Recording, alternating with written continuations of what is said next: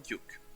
Banduke est un projet porté par deux étudiants de Polytech Lyon, Johan à gauche et Evald à droite. Nous avons conçu ce projet d'internet des objets pour pouvoir enregistrer nos sessions moto, notamment les accélérations et les angles que nous prenions dans les virages. Ce projet a nécessité l'utilisation d'un microcontrôleur ESP32 produit par Adafruit, ainsi que d'un GPS et de son antenne active avec un câble long de 3 mètres, pratique pour la placer où on veut sur la moto. Nous avons également utilisé un lecteur de carte SD pour sauvegarder les fichiers moto sur une carte SD, un écran LCD pour afficher les informations à l'utilisateur, un accéléromètre et un gyroscope pour enregistrer les données d'accélération et d'angle, ainsi que deux boutons pour pouvoir naviguer dans le menu et lancer le programme au démarrage du microcontrôleur. Donc ce projet est finalement un objet qui va être placé sur la moto, alimenté par la batterie de la moto avec un transformateur 5 volts. Malheureusement, nous n'avons pas pu réaliser une impression 3D pour faire une belle boîte pour notre objet, en raison du manque de temps dans le projet. La programmation du microcontrôleur s'est effectuée sur les de Arduino. Nous avons obtenu un fichier principal de près de 1500 lignes sans compter les librairies auxquelles nous avons d'ailleurs pu contribuer, ce qui a été très enrichissant pour nous, notamment pour la librairie pour utiliser l'accéléromètre et le gyroscope. Nous avons pu créer des pull requests sur le GitHub et dialoguer avec les auteurs, car nous avions identifié 2-3 soucis dans la librairie. Une fois que nous avions notre programme qui tournait avec nos premiers essais en statique, nous avons pu passer aux essais dans la vraie vie, qui ont été réalisés dans une voiture en raison des conditions météorologiques qui nous ont pas permis de sortir la moto. Donc nous avons bien fixé tous les composants, surtout l'accéléromètre et le gyroscope.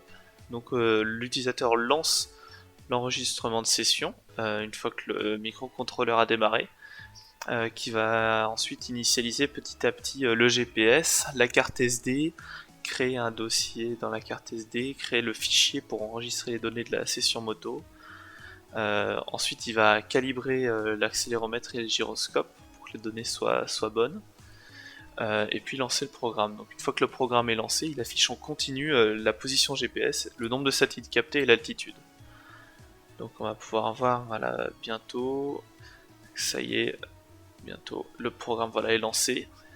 Et donc là on peut partir, ça y est, la session est bonne et enregistrée.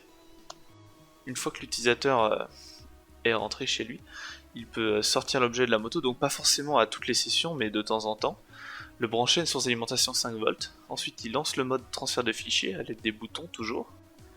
Donc le microcontrôleur va alors lire un fichier TXT placé sur la carte SD qui va contenir les identifiants du réseau Wi-Fi auquel il doit se connecter. Ensuite le microcontrôleur va lancer et héberger un serveur web auquel nous allons pouvoir nous connecter grâce à l'IP que le microcontrôleur va afficher sur le LCD une fois qu'il sera prêt à recevoir des requêtes. L'utilisateur va pouvoir ainsi télécharger via son téléphone ou son laptop les données session. Pour ce faire, l'utilisateur va simplement ouvrir son navigateur internet, entrer l'adresse IP du microcontrôleur ou banduke.local si son navigateur supporte le multi-DNS. Il va arriver sur une page offrant un menu. Donc en tapant sur Directory, on peut lister tous les fichiers présents sur la carte SD et les télécharger chacun ou les supprimer, donc ce qui peut être pratique une fois qu'on a téléchargé un fichier pour désencombrer la carte SD.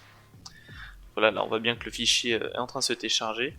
Alors le débit est un peu lent, c'est dû en partie aux limitations de la vitesse de lecture des cartes SD sur le SP32, mais ça reste très suffisant pour télécharger de simples fichiers TXT. Donc voilà, là le fichier est téléchargé, et si je l'ouvre, je vois que le téléchargement s'est donc très bien passé. Une fois le fichier téléchargé, on va vérifier qu'il se trouve bien dans nos téléchargements. Donc là, on peut avoir un petit aperçu du fichier donc avec ses données brutes en .txt. On va donc pouvoir aller sur l'application Banduke. Donc on va pouvoir se connecter avec un compte déjà créé ou tout simplement créer un nouveau compte.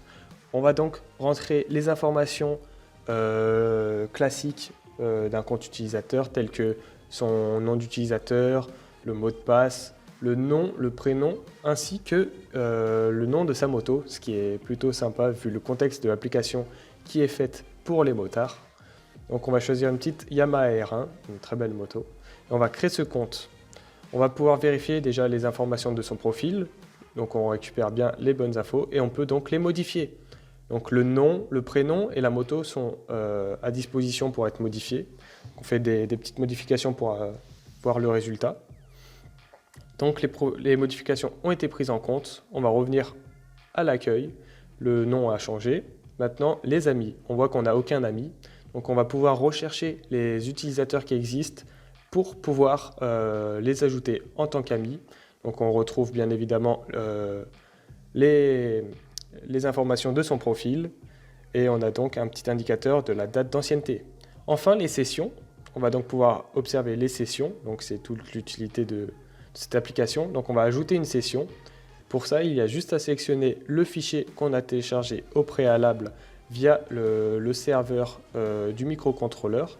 Donc là, l'objet a été sélectionné. Il suffit juste de valider le temps que le serveur traite le fichier. Et nous avons cette nouvelle session qui a été ajoutée. Donc on retrouve toutes ces informations. On va commencer par la renommer. Donc on va l'appeler session démo. Voilà, on valide. Et donc on va retrouver les informations classiques comme la date et la durée sur l'accueil de la session. On va donc pouvoir voir les données GPS. Donc comme on peut le voir, ça c'est le tracé GPS. On va pouvoir le comparer avec le réel qui a été réalisé sur Google Maps. Donc on observe que c'est assez précis, même si le graphique a été un peu écrasé. Et on peut avoir des informations telles que la vitesse et l'altitude ici. La vitesse ici à 0 suite à un problème d'enregistrement de session, mais on pourrait voir les variations de vitesse. En ce qui concerne l'accélération, donc sur 3 axes, X, Y, Z, et on peut donc connaître nos meilleurs virages à gauche, à droite, les meilleures accélérations et les freinages en jet. Ensuite, les données du gyroscope permettent par exemple de savoir dans un virage les angles pris à droite, à gauche et aussi en avant, en arrière, donc en wheeling et en stoppie. Enfin, dans données autres, on va pouvoir retrouver le total de la distance parcourue ainsi que le dénivelé positif et négatif au cours de la session. Donc les sessions permettent de voir beaucoup d'informations et de bien les visualiser. Et on va maintenant se déconnecter et se reconnecter avec un autre compte pour avoir un autre aperçu. Donc je vais mettre mon compte personnel, donc voilà, Johan. Hop, avec un mot de passe. Donc on se connecte avec ce nouveau compte. Et donc on voit que le nom est bien adapté car il est enregistré en base de données locale. Donc mes sessions ne sont pas les mêmes. On se déconnecte. Voilà, tout est carré.